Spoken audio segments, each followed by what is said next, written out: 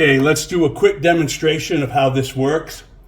As you can see here, we have the little pegs that hold the board on to the frame.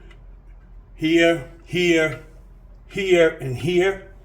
So what we want to do is take this big pen and we're just going to slide it right over one of those. Then you're going to put your finger behind the board. You don't want to, you're not pulling on the pen, you're pulling on the board. And it just pops it right off. Stick another one on there, it just pops it right off. And that's all you're doing, you're just pulling it back on the board, not on the little peg here.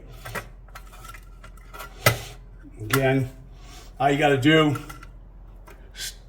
stick it on there. Well, if I can get this one over that one, that would help. There we go. And pull back on the board, and it's off.